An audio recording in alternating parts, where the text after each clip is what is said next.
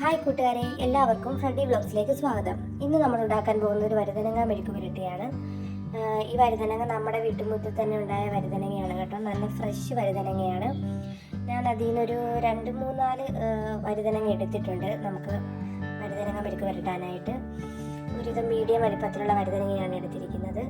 ഇത് നമുക്കൊരു വെള്ളത്തിലേക്ക് അരിഞ്ഞിടാം. കാരണം വേറെ ഒന്നുമില്ല, അല്ലെങ്കിൽ ഇതിൻ്റെ കളർ നമുക്ക് ചേഞ്ച് ആകും. അതുകൊണ്ടാണ് വെള്ളത്തിലേക്ക് ഇത് അരിഞ്ഞിടുന്നത്.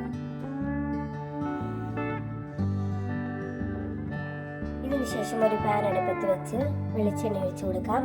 അതിലേക്ക് കടുകിട്ട് പൊട്ടി വരുമ്പോഴത്തേക്കും കുറച്ച് കറിവേപ്പില ചേർത്ത് ഞാനൊരു സവോളയുടെ പകുതിയാണ് ചേർത്ത് കൊടുത്തിരിക്കുന്നത്. അത് നന്നായി നുറുക്കിയത് ചേർത്ത് അതിലേക്ക് 1/4 സ്പൂൺ മഞ്ഞൾപ്പൊടി, ലേശം മുളക് പൊടി, ആവശ്യത്തിന് ഉപ്പ്, പിന്നെ കുറച്ച് വറ്റൽമുളക് ചതച്ചതും കൂടെ ചേർത്ത് കൊടുത്ത് നന്നായി ഇളക്കി കൊടുക്കുക.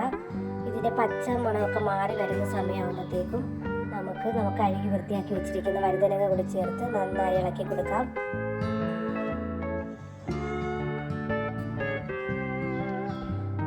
ഇത് നന്നായി മിക്സ് ചെയ്തതിന് ശേഷം കുറച്ച് കുരുമുളക് പൊടിയും കൂടെ ചേർത്ത് കൊടുത്ത് നന്നായി ഇളക്കി വെക്കുക.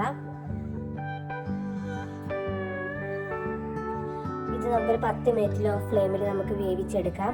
ഇടയ്ക്കൊക്കെ എടുത്ത് ഒന്ന് മൂടി തുറന്നൊന്ന് ഇളക്കി കൊടുക്കേണ്ടതാണ്.